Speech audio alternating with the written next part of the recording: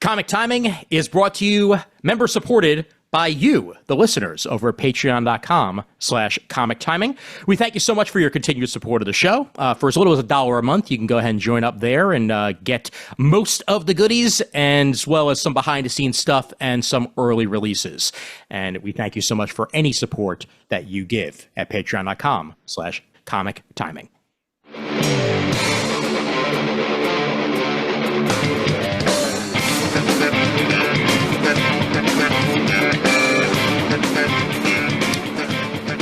Hey there, folks. My name is Ian Levestein, and welcome to episode 217 of Comic Timing.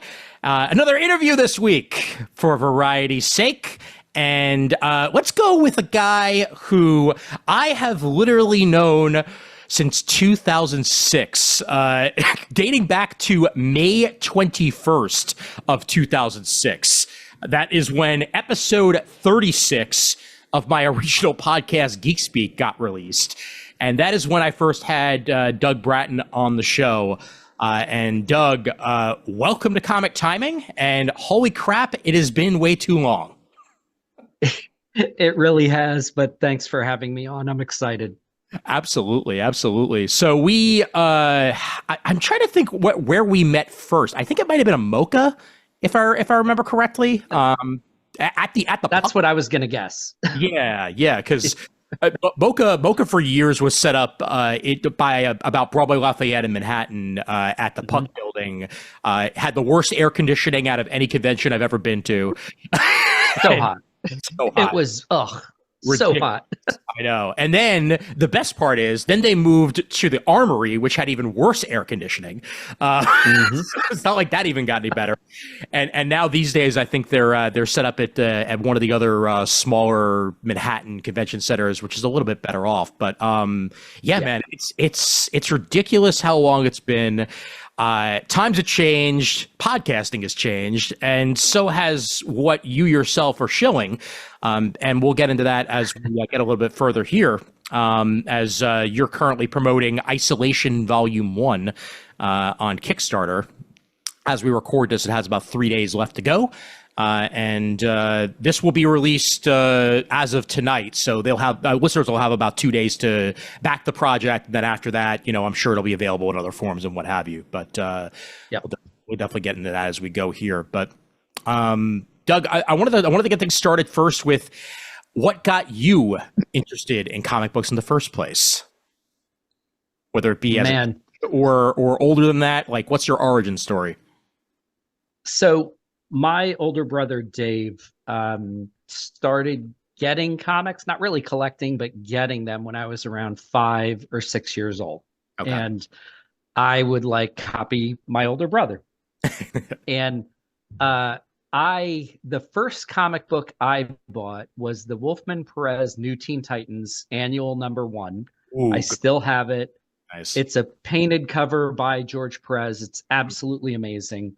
And that's really how I got into reading comics. Then my brother and I started writing and drawing our own comics with a friend when I was about 8 years old, 8 or 9.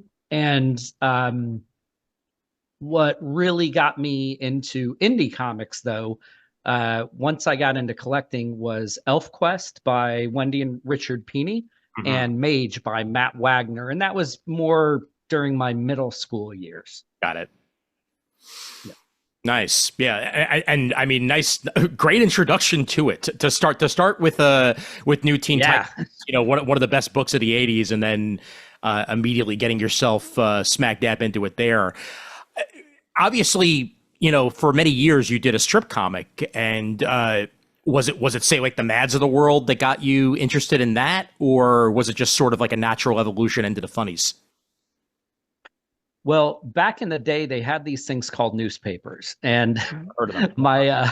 Yeah, I know. For the younger readers, that's paper that they printed stuff. They printed the internet on. So, my parents, like most families, had a subscription to a daily paper, and I got into kind of what I would consider a golden era of newspaper comics in the mid 80s. I started reading Calvin and Hobbes, Bloom County, Mhm. and The Far Side, Yeah. and others like Peanuts and then as I got older, I got more into magazine comics and cartoons as well. Mhm. But those three comic strips had me going to the newspaper every day and reading humor comics. So as I got older and stopped collecting comic books like a lot of people do in high school because it was cost too much money and other interests, I got more and more into writing and drawing humor comics. Hmm. Yeah, and the strip work in general, I wouldn't quite say it's a dying art, but with the change from newspapers to digital, it kind of became a little bit harder to find for a little while. But then once digital became, the norm, I feel like a lot of people rediscovered it as a medium. And these days, like, with stuff like webtoons and stuff like that, like there's tons of strip comics that are showing up again, and it's kind of almost like a new generation of the single strip comics that I'm finding, more and more of all over the internet these days. It's kind of great to see. Yeah, I think you see animated shorts, webtoons a lot. And one of the interesting things to me and this really came about social media, the creation of memes. Mhm. It's very, very similar in some ways to writing a single gag panel. Oh yeah. The only difference is you're not drawing. You're taking an image or a photograph from somebody else and you're combining it with that caption for a one-off punchline. So all of those things have their roots in newspaper comics or humor magazine comics. Hmm. And everybody always needs to laugh, quite frankly. Yeah. We need it. You're damn right, especially this day and age. Yeah, amen. Oh God. But I think that what's really cool about your career trajectory is that, when I first found you at Mocha, there were collections of pop culture shock therapy, and they were all just collection of that. But to then go to a linear comic as a change, I know that must be a little bit of a learning curve, but at the same time, what's cool about your Kickstarter here is that I see that it's simultaneously linear and not so linear all at the same time. So it's like you're using your both chops of the story comic and the strip comic almost combined into one package, which is really kind of cool. Yeah, we put in the Kickstarter one of the you can support it at all different levels and packages, and one of the ones we did because some of the people that have found their way to isolation Hmm. did so via pop culture shock therapy, and interestingly vice versa. There are people that I've met who read isolation Hmm. who then when they found out I used to do a newspaper comic panel and magazine panels, Hmm. that found pop culture shock therapy through isolation, which just kind of wild. Yeah. Yeah, definitely. And mind you, you had a very simple goal, and you very much met that goal. So first off, congratulations on that. As we record this, Thank you.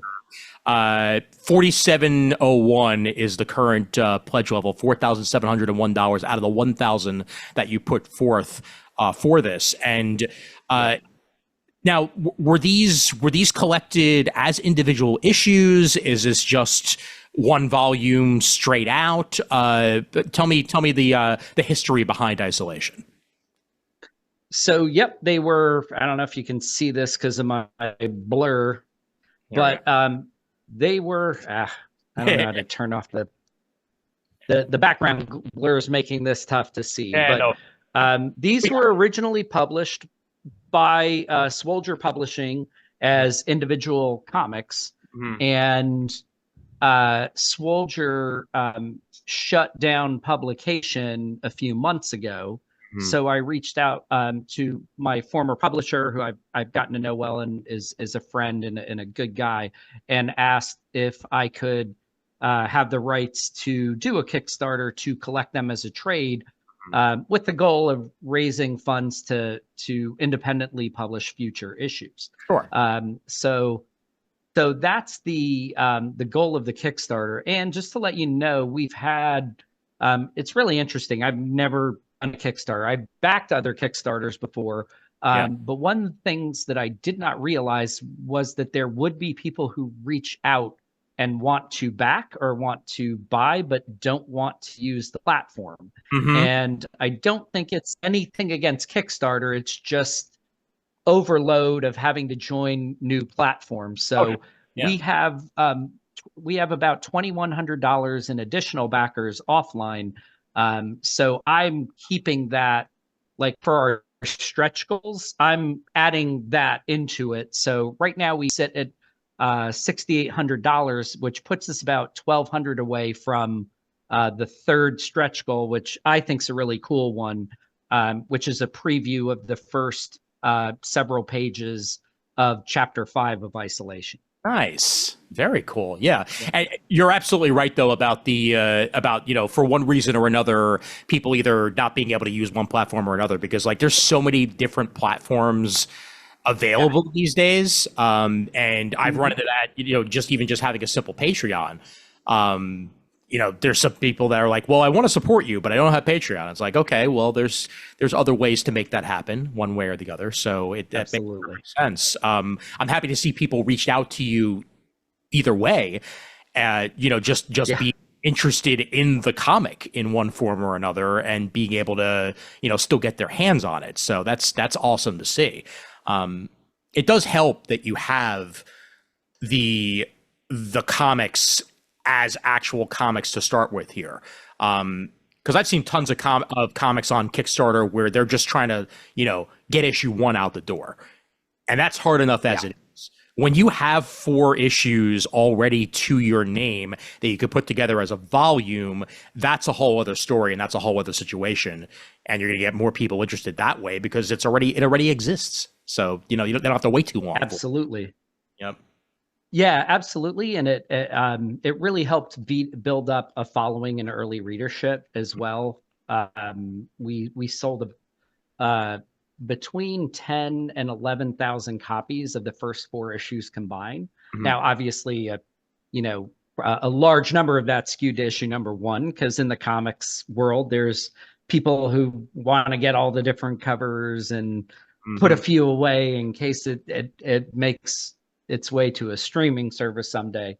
But that really helped. The publisher, Reggie Simmons, who's known in the YouTube world as Reggie Collects, was a great marketer and had a big following, and was able to uh, connect the dots of his viewership and people in the community who knew his work with Isolation, which was tremendous. That's always a bonus. Yeah, Yeah. definitely. Yeah. Any sort of third party promotion assists with the launch of a new comic, and to have somebody who already is well established certainly Yeah, assists in one way or the other. Yep, definitely. absolutely. So how long has Isolation been ruminating in your head? Like, was this something that you came up with years ago? Something that only first manifested a little bit before it came out? Give us the behind the scenes of it. Yeah, I was fiddling around with ideas for Isolation over a decade ago when I was still doing pop culture shock therapy. And as you know, um, it's really easy to get off track with a creative project. And so I made sure that I kept my focus when pop culture shock therapy was still out there in syndicated newspapers on that. So I would just, for any other ideas I had for other stories, I would make notes in a notebook, but I left it on the side. And when I stopped doing pop culture shock therapy as a daily newspaper comic panel, I took about a year off and just kind of thought about what other things that I wanted to write and work on creatively. And isolation was one of the kind of the two main projects I had in my notebook that I really was interested in doing. Now, it was a big one because it's kind of a complex mystery that takes place in different time periods. So I really worked on developing the story and outlining it for close to a decade before I started writing it.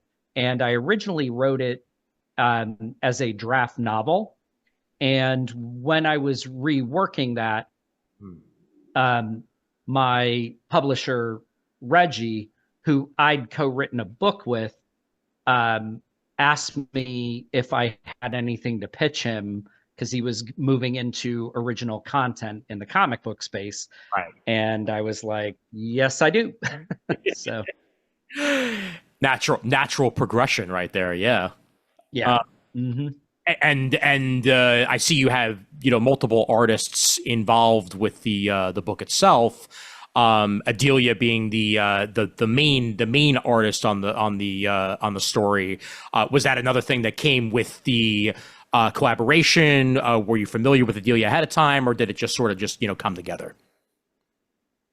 Yeah. So this is kind of a cool full circle story. When Reggie greenlit the series, I asked if I could help work with him to identify the art team, and he said absolutely. And I wanted to work with the artists from the Joe Kubert School. The Joe Kubert School is a school of comic, and for those who aren't in the Northeast or don't live in the New York, New Jersey area, it was the first professional trade school for comic book artists. Mm-hmm. And it was founded by legendary comic artist Joe Kubert. It happens to be about 10 minutes from where I live. And I grew up in this area and actually took Saturday morning classes that Joe Kubert taught when I was 10 years ago. So Wow. like 40 years ago. Wow. And I've always been a huge fan of the school. I know that the rigorous training the students go through prepare them for things like deadlines and storytelling and all of the publishing and development process from idea to script to layouts all the way through pre-press and finished publication. So the art team, the three main artists that we have worked with up until now are Adelia Gunderson, Chase Cowan, and Elizabeth Charlin. And they're all Kubert School alumni, or Cubies as they're called. So it was kind of cool that a school that I got to, I did not attend their full trade program, but took classes as a kid, and now I'm getting to work with some of their trained artists on an awesome project. Wow. In general, being able to say the words "I took classes with Joe Kubert," like that seriously, like my God, an industry legend like that, it's just beyond amazing, man. Well, is there a specific bit of advice that sticks with you to this day that Joe gave in one of those classes, or was it just like the cumulative effect of the class itself that sticks with you? So I learned a tremendous amount in a very small number of classes from Joe Kubert, from sketching to layout techniques to understanding perspective, to even just really understanding like background, foreground, and placing objects in a three-dimensional space that's on a two-dimensional piece of paper. So the funny thing was I had no idea who Joe Kubert was when I took those classes. To me, he was like this older guy who was incredibly fast at drawing. And as I got older and I started to learn more about him, I appreciated his, legendary status in the industry much more. And here, a cool story that because it's been a while since we connected. Pop Culture Shock Therapy was nominated for a Reuben or Reuben Division Award for Best Newspaper Comic Panel in 2010 Nice. after the publication of one of my books. Mhm. And when I went to the Reubens, Joe Kubert was receiving a Lifetime Achievement Award That's so cool. there.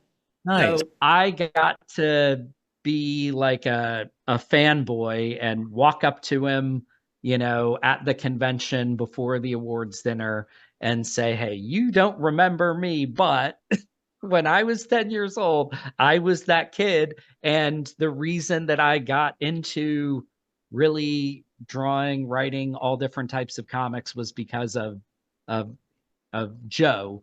And he loves me, or he's passed away since then, but he loved meeting former students. And it was such a great honor for me and evening to be there with him at That's that time. that's so cool that you were able to, reconnect like that, even just for a little Mhm. while. Now Joe's an industry legend, Yeah. whether past or not, like the Yep. just the draftsmanship behind Oh. his artwork is impossible to match. And Mhm. honestly, it even shows in his kids and grandkids, that Oh, are absolutely. in the business, that are very much, continuing his legacy and continuing to make some of the most, innovative and kinetic artwork in the comic book Yeah. medium to this very day. Hmm. Yeah. When we added Chase to the art team for issues 3 and 4, one of the things that I loved about his art style was that there was a lot of energy and motion in it. And I told him, I was like, I think the highest compliment that I can pay you is that I see Joe Kubert's energy that he put into his work in your work. And that really attracted me to his, I think stylistically, if people see his work, they probably more compare it to like a Greg Capullo type artist, but the motion, the energy, that's all Joe Kubert.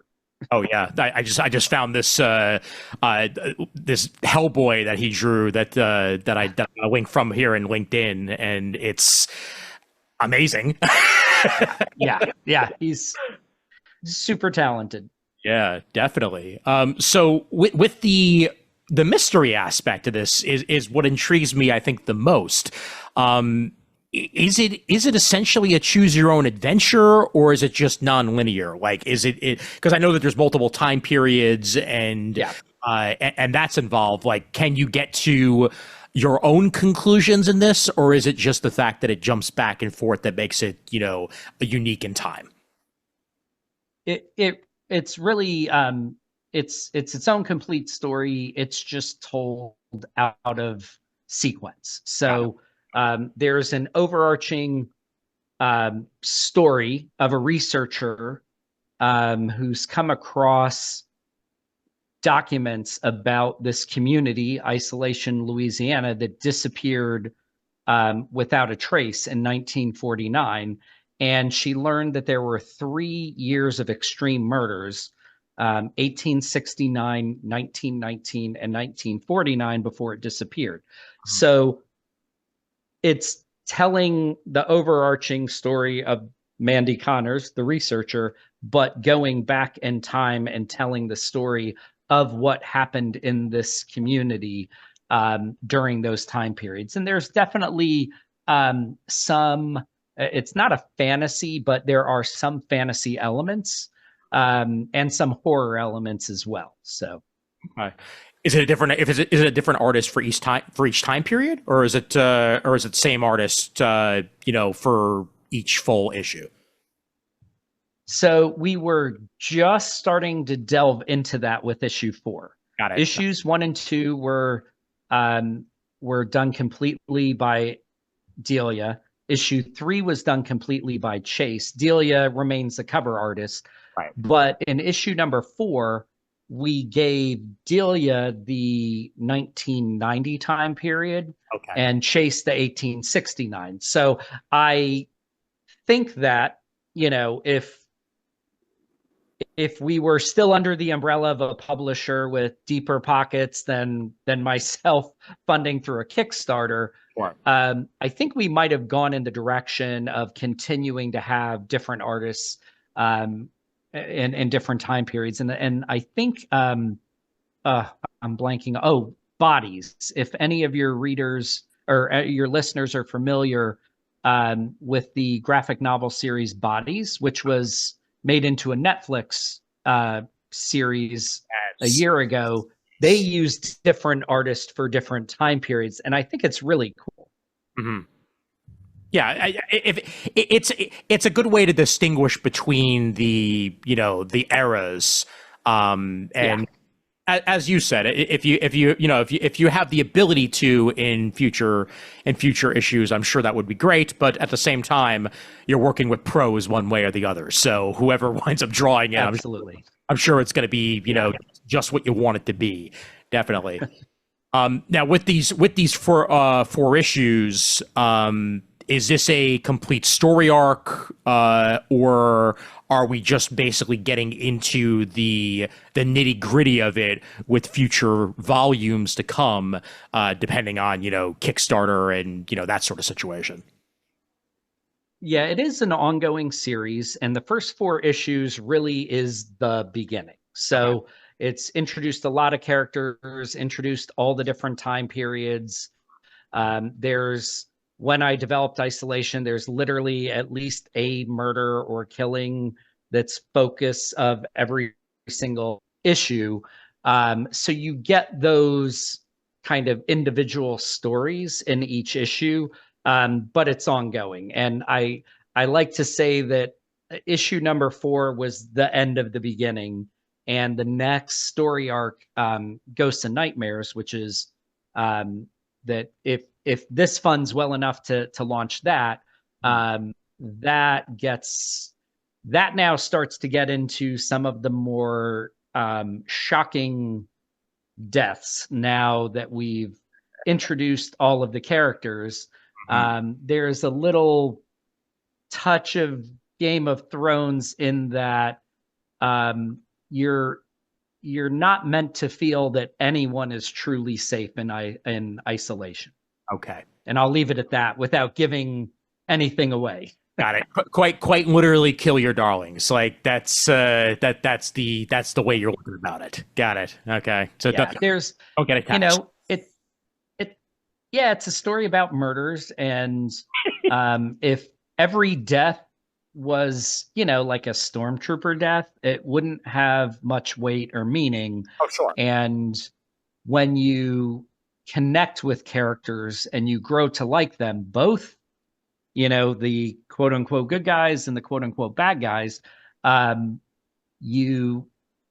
if you lose them, it's shocking, and you start to understand, like, oh, okay, when we're talking a community was literally losing 10% of its population to murders in a single year, no one is really safe in that environment. So 10% is a lot. And it is.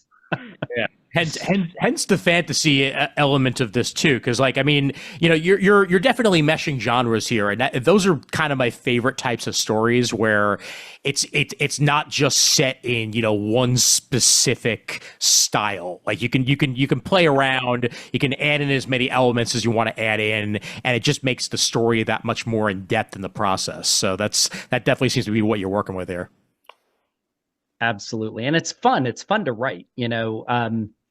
It's not I'm not trying to do a classic whodunit. It's meant to really, I think, like other complex mysteries, it really delves into different secrets, and those are revealed hopefully in a very interesting kind of page turning, cliffhanger, wanting to know what happens next way.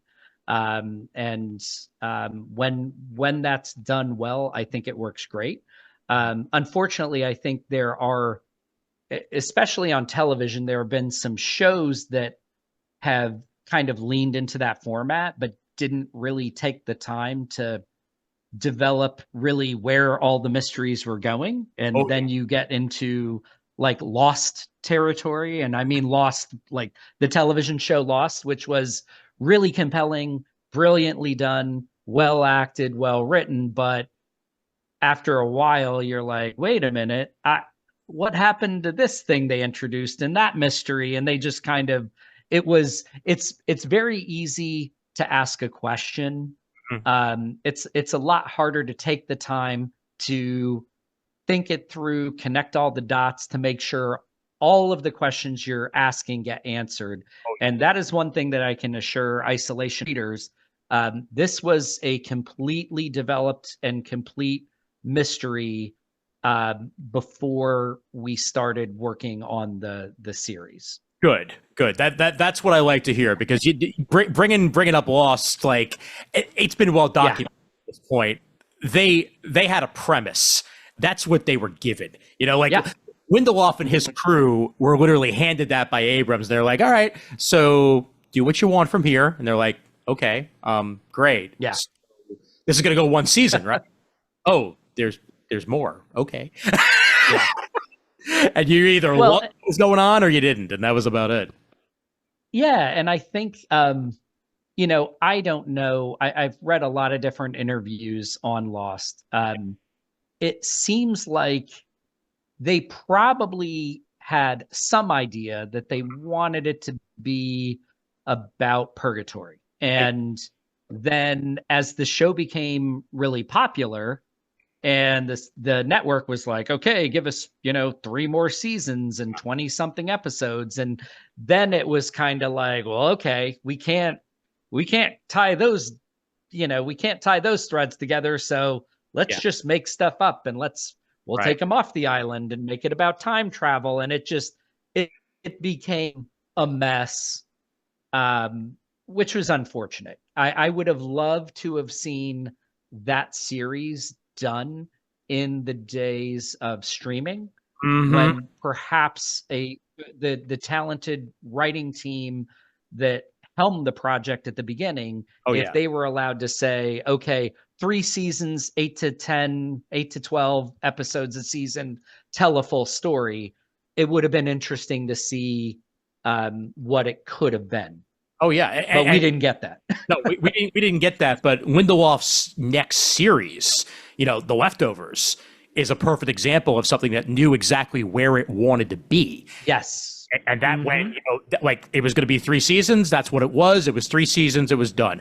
Watchmen after that, Yep. 1 season, tell a full, cohesive story. Boom, boom, boom. You're done. That's it. So yes, it does Yep. pay to know where you're going. Definitely. Absolutely. Yep. Yeah. Another great one is if your listeners have not seen Dark on Netflix, I have not seen that it's myself, a so I gotta oh, yeah. it's incredible. It's a German production that is, uh, don't listen to it on dub. Don't watch it with dubs. Okay. Go with the subtitles. Uh, It's an incredibly complex time travel story that has 3 seasons yeah. that tell a very interesting, very complicated story. Okay. Interesting. So that Yeah. actually that leads me to ask the question: how many issues do you think this is going to go?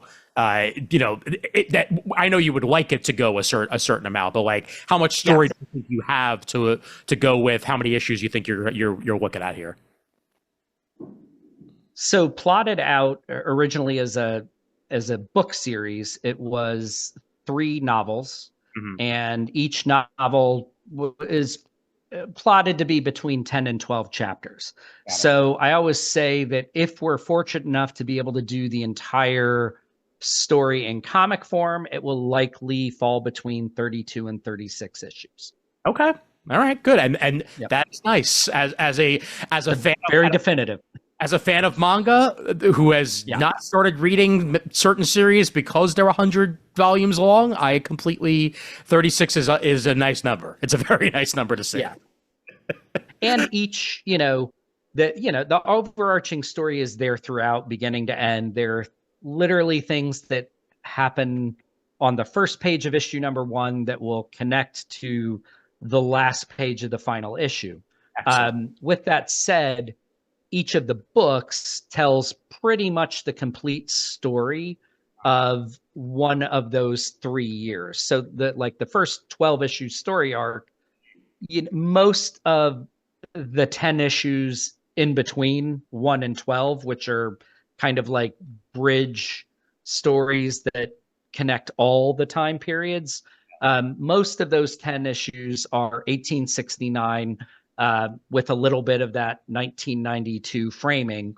The next book will be 1919, and the final book will be 1949. Got it. Okay. All right. Well, hey, it's good. It's good to have it all thought out one way or the other, man. That's always nice to hear, and it makes me more interested in this as well. I see that there will be a physical copy along with a digital copy of the book, so that anybody who does prefer their physicals is going to have the option. Are you printing those off yourself? I see here in the notations here that your original publisher, Red Derby Press, is going to have a notation in it. But is this something you're doing yourself, or are you working with a new distribution arm for the physical stuff? So this is being done entirely by the creative team. We're fortunate that we have some potential distribution connections with comic shops that carry the original series. Right now, the plan is to fund the trade, get that out directly to supporters first, and then hopefully out to a wider audience through comic shops. And really that was our, when we set off on the Kickstarter, it was truly 2 goals.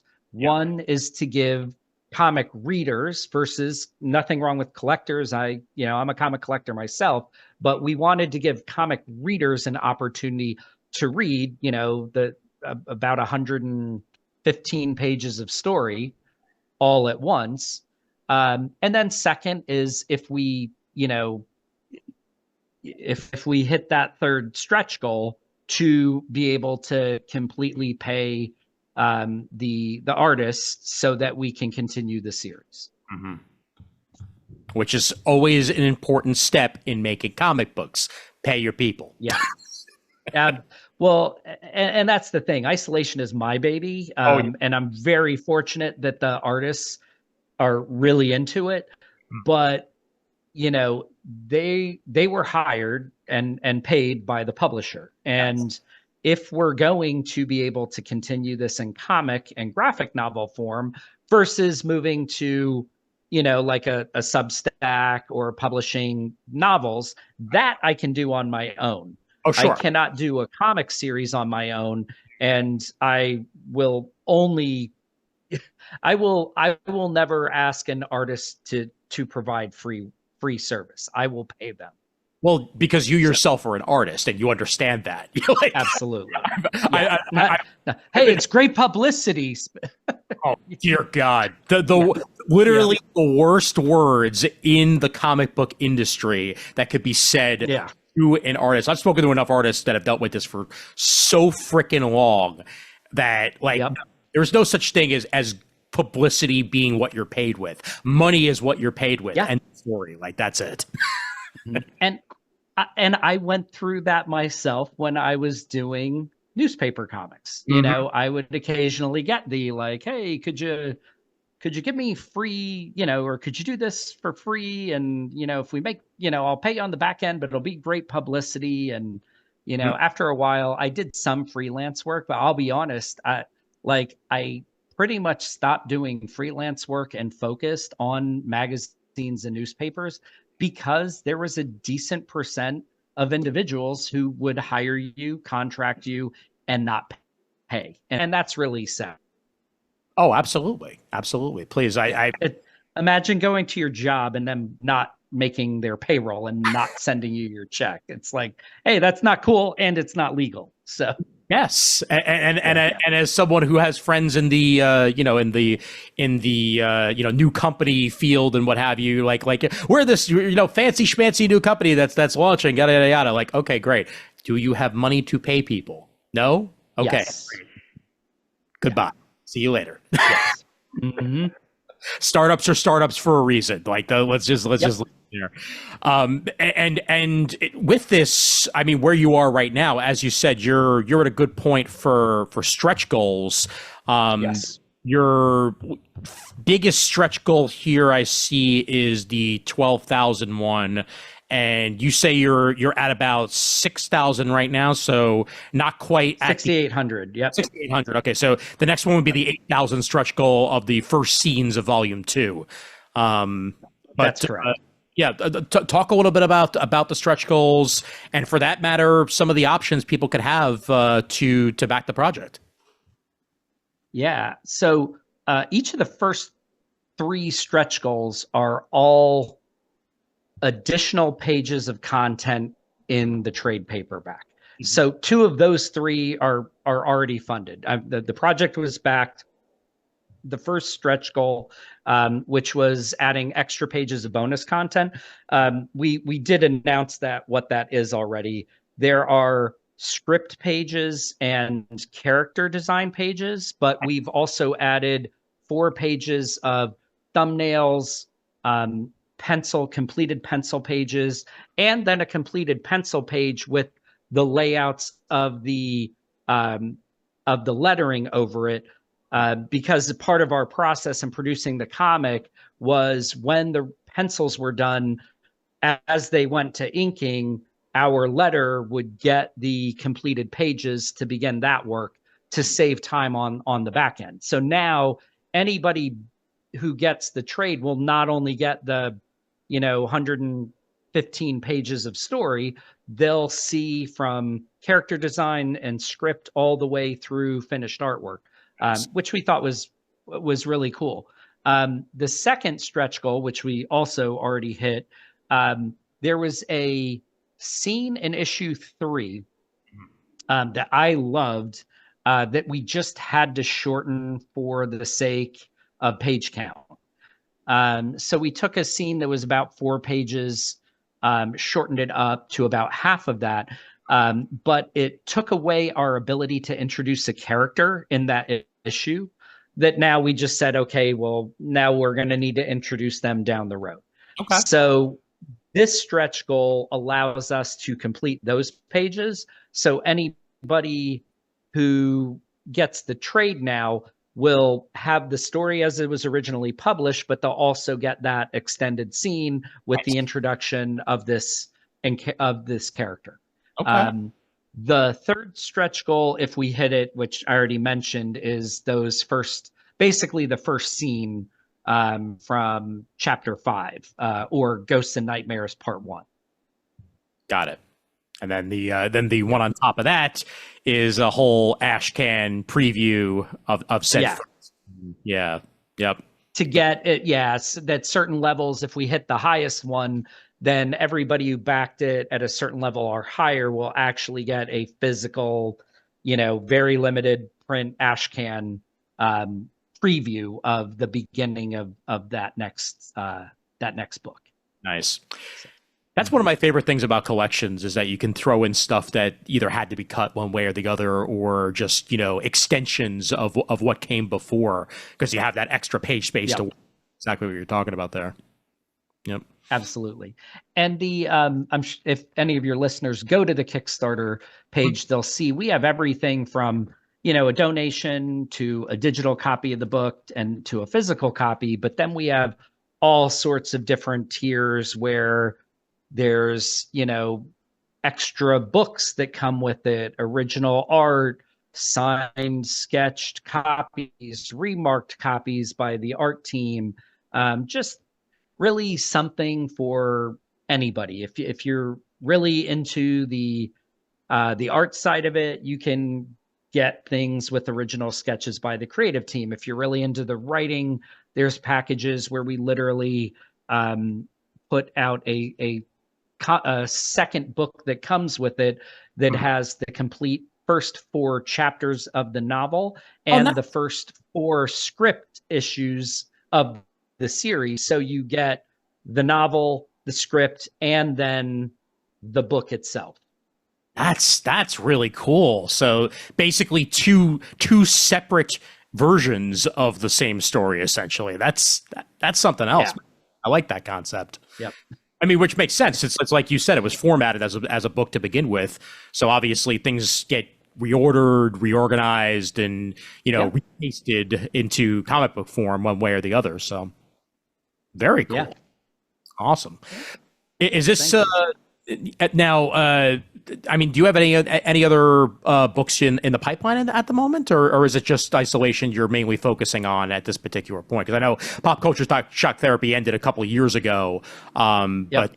but is this one of many you're potentially looking to head to Kickstarter on? Obviously, you have other ideas kicking around, but anything in the not too distant future that we might have to look forward to.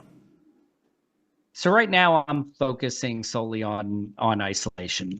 Just as I did with Pop Culture Shock Therapy, to be fair to readers, especially in a long mystery, I want to make sure that, ideally in comic book form, it's a very visual story. So it works really well graphically in comic form. It would work very well and as a streaming series, but even if we have to get some of this out more in novel form eventually, I really want to make sure the people who've invested their time in the story will eventually get the complete story. So I'm really focused on Isolation.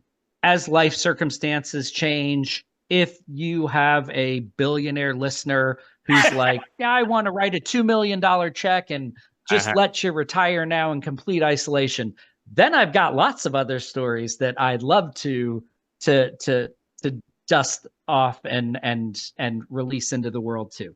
But for now, we're focusing on Isolation. That is good to hear. And speaking of deep pockets, I do see here that anybody who wants to drop $6,000 on your Kickstarter not only will have Isolation in their hands, but they'll also have a VIP trip to New York Comic Con to go along with it. Now that's what I'm talking about. That is correct.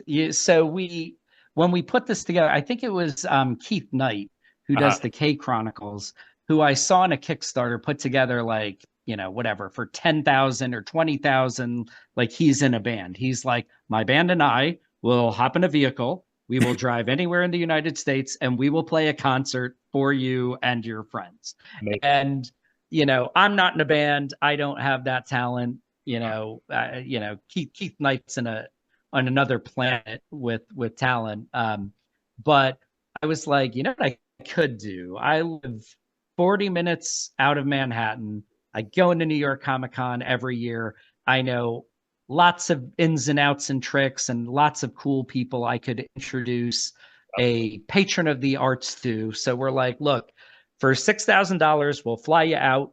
We'll put you up in a hotel, not the Waldorf Astoria in the city, but probably like the Hilton Garden Inn near my house. And I'll take you out to dinner and I'll take you into the city and I'll get you a badge to Comic Con and I'll introduce you to people and I'll Uber you back to the airport. And that could give someone a great experience and raise a couple of thousand for the project. Oh hell yeah! I love that it's thrown in there. Quite frankly, like it is a it is actually shockingly worth it considering how expensive it can be to attend a convention if you yourself are coming from outside of the New York area. Like I've been there and done that enough times myself. Absolutely. So hey, yeah, I mean that.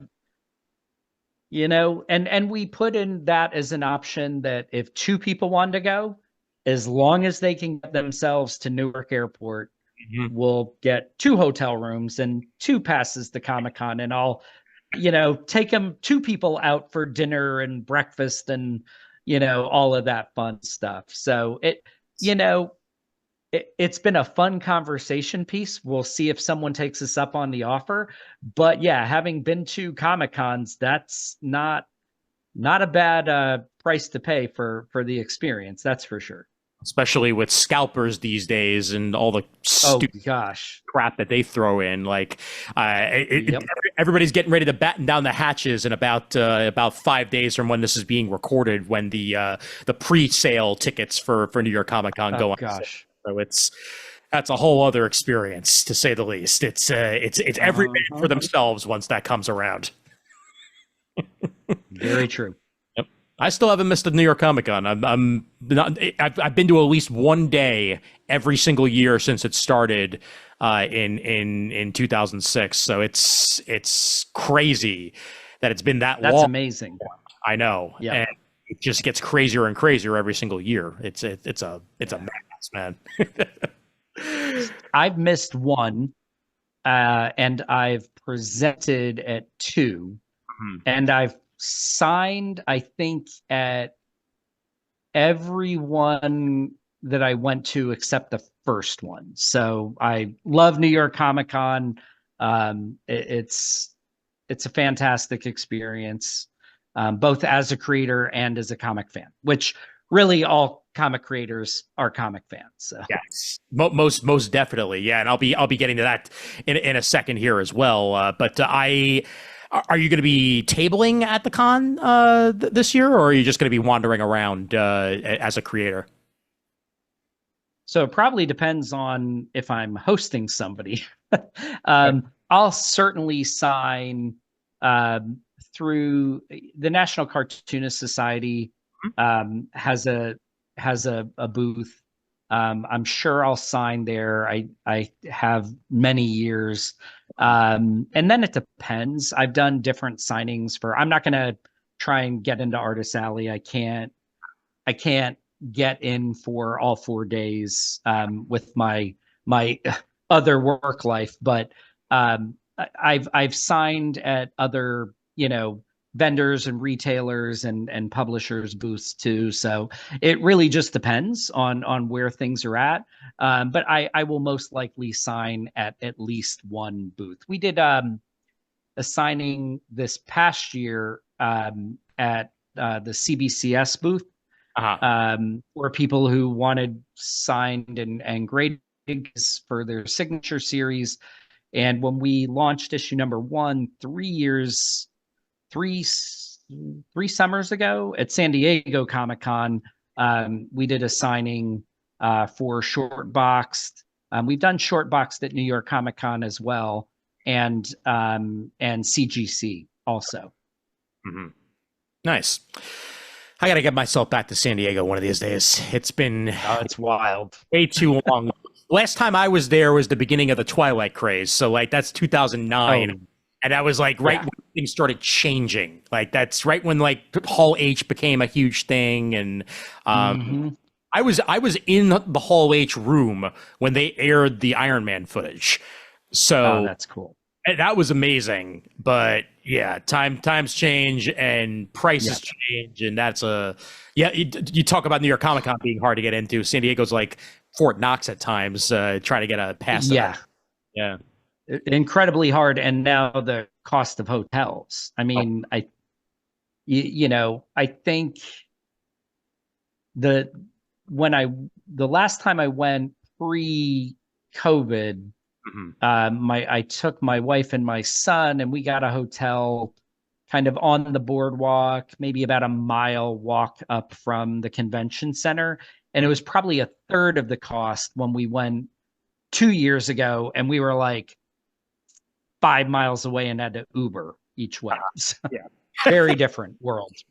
I think the first time I went, it was walking distance, but it was just walking distance enough where like it was barely walking distance, but it was good enough for me. Do it. Exactly. Good. Like by the end of the day, you're literally dragging yourself back to the hotel room anyway because of all the walking you're doing at the con itself. But it's in the end, you're better off that way. Yeah. So what are some of the books that you yourself are following these days as a fan of the medium? I'm curious what you've been reading. I've been reading Something Epic. Mhm. That's pretty cool.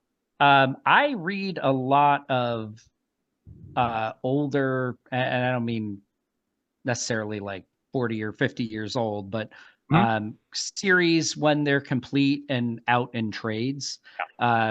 Something is Killing the Children, Oh yes. especially that first, like the first three trades that like collected the first 15 episodes were fantastic. Um, I just read Nightmare Country, Oh. which is the story about the Corinthian done by James Tynion. Hmm. Um, uh, and what's those are probably the those are probably the three most recent um, things that I've read. Oh, there was another. I'm gonna blank on the name. I read a great horror hotel. Um, Okay. with that it's kind of like spells out hell. It's like Hotel L, but Okay. when the lights are out, it's hell. Got it. And I'm really bad. I'm blanking on the name of the writer. Excellent horror anthology. That was outstanding. So um, I still read. I find myself drawn to the classics. The original Sandman series, incredible. Anything Alan Moore's written. Of course. These aren't newer things. I'm just trying to stick with some of the newer things that I've read that your listeners may not be familiar with. What one thing that you might want to check out when it's collected entirely, just knowing your likes and knowing your interests. There's a book that Tony Fleeks and Dave Wachter are putting out of Boom Studios called Uncanny Valley. Ooh, That might be of interest of you. It's about basically it's about a kid who learns that uh he's basically part half cartoon, oh, that he's half in this world, half cartoon, and then the cartoon world starts bleeding in, and he's being protected by his grandfather, who's like this old west style Looney Tunes cartoon, as he's dealing with like the worlds bleeding one into the other. Definitely sounds like very a cool. rally. Yeah. Yeah, I wrote it down. Uncanny Valley. Mhm. That sounds awesome. Yep. I I did read the first Stray Dogs Oh, story arc. That was pretty cool too. Yeah, I should literally before I do an interview, I should because this question doesn't always come up, but it comes up occasionally, and I should just have a list so I could promote other great works. oh yeah. Well, I'm just always interested, whether it be old stuff or new stuff. Just who what the person I'm talking to is into, because you wouldn't believe how many times I didn't know about it, and then suddenly I've Yeah, got a new book that I'm interested in. So it's always good for very listeners to cool. know, and it's always no good for the host to know. And Yeah, by the way, something is killing the children. You always have to whisper that name. I feel like it's always something is killing the children. There's yes, no way to just say that straight with a book. yeah. Oh, another huge one that I forgot. It's not new to anybody, but it's new to me.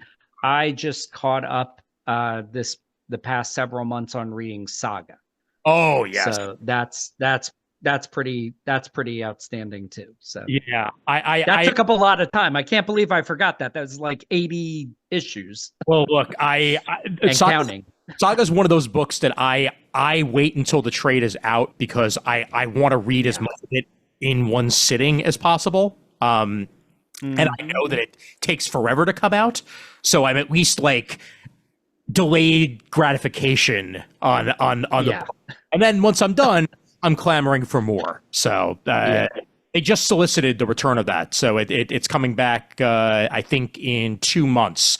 Back to Nice. single issues, and then give it another 6 months or so, and the next trade will be out on that as well. So very cool. Very cool. Very cool. Well, first off, let's not wait 10 years or so, to catch up next time. Absolutely. This has been an absolute joy. And let the listeners know one more time where they can find Isolation, where they can find it post Kickstarter as well. Because obviously, there might be some people who are looking to get the digital copy that may be listening to this after the Kickstarter is completed. So anywhere they can find your works and find you, feel free to promote. Okay, thanks. So yeah, if they hear this before this, Friday, June 7th at 7 a.m., they can go to the Kickstarter. If you search Isolation, it should be one of the first thing that pops up in comics. I'm sure it's the first thing. But the best way is to follow me on Instagram. And my Instagram handle is Doug.Bratton, Bratton .9, the number 9. That's where I regularly post about Isolation as well as other things. But once the trade is out and we know where else it'll be available, whether that's via a website or Amazon or through some of the shops that like Cap Canuck Comics in Canada, JAF Comics in Pennsylvania, Nirvana Knoxville in Tennessee. Those are just a few I can remember off the top of my head. And shout out to them because I think they probably have a few of the standalone issues. So if you're so intrigued and don't want to wait for the trade, you can also probably reach out to those comic shops. But anywhere that it's available, I will post on my Instagram. So that's the best place. If you're not on Instagram, like if you're old like me, I got on Instagram. But if you're only on Facebook, you can find me on Facebook too. And especially when I'm promoting something, I'll post there as well. Absolutely. Excellent. Well, like I said, Doug, it's been an absolute pleasure. I'm looking forward to checking out Isolation, and I'll be backing it actually at the end of this call. So awesome. Job well done. Here's to continued success. And I'm hoping that the next volume gets a go, and we get to continue this story one way or the other. Well, thanks so much, and hopefully we'll know that in the coming days or weeks. And I'd love to come back on once the trade is out there in the world and to chat about it more after you've been able to read it.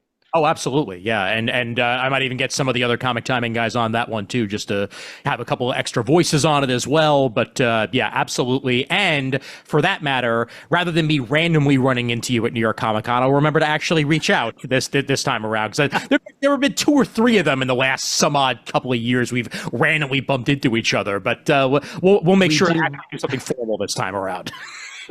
That would be fantastic. Excellent.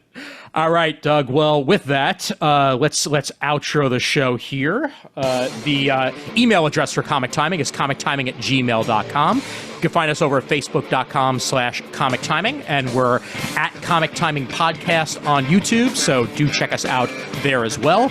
Comic Timing Pod on Twitter, Comic Timing Podcast on Instagram. We have a Threads account too, and we remember that exists. And whatever other social medias exist, I'm sure we're on there too. We're on Blue Sky, wherever the hell else you can find us. I want to thank you guys once again for supporting us over at patreon.com/Comic Timing. And for everybody who's joined up there over the last couple of weeks, I really do appreciate that. And thank you for continuing to support Comic Timing in this second phase of the show. And as always, there's always time for comics.